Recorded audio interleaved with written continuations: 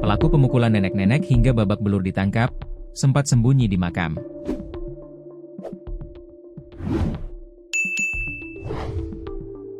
Abdul Qohar, 37, pelaku pemukulan nenek-nenek di Kampung Legok, Desa Bonikasih, Kecamatan Warung Kondang, Kabupaten Cianjur, berhasil diamankan polisi. Sebelumnya Abdul Qohar menghebohkan publik lantaran menghajar nenek bernama Asyah sampai babak belur.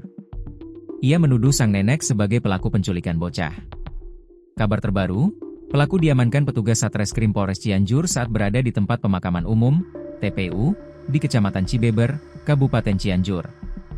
Kasat Reskrim Polres Cianjur AKP Tono Listianto mengungkapkan, saat diamankan petugas, pelaku sedang berada di area pemakaman yang berdekatan dengan rumah mertuanya.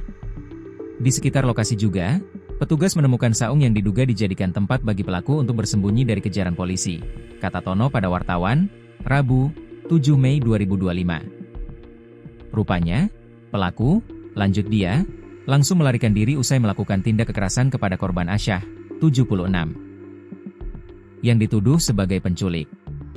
Berdasarkan hasil periksaan, Abdul Qohar juga merupakan provokator menuduh penculik, dan mengakui memukuli korban sebanyak 3 kali hingga lebam serta memar, kata dia. Tono mengungkapkan, hasil keterangan dan pengakuan pelaku, dirinya meneriaki korban sebagai penculik karena di kampung sering ada isu penculikan anak. Namun hingga sejauh ini Polres Cianjur belum pernah menerima laporan terkait kasus penculikan.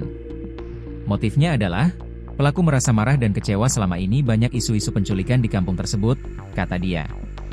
Pelaku ini termakan isu yang ada di media sosial, Abdul Qohar ini merupakan pelaku utama, katanya. Dia menambahkan, sejauh ini hanya ada 2 pelaku yang terlibat dalam kasus pemukulan seorang nenek tersebut. Warga yang lain hanya mengerumuni dan melihat korban.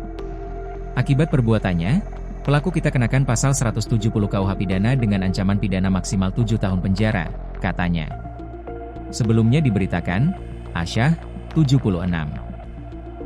warga Desa Bonikasih, Kecamatan Warung Kondang, Kabupaten Cianjur menjadi korban pemukulan saat hendak pulang, karena dituduh sebagai penculik. Akibat Asyah mengalami luka lebam dan memar, hingga harus menjalani perawatan di rumah sakit.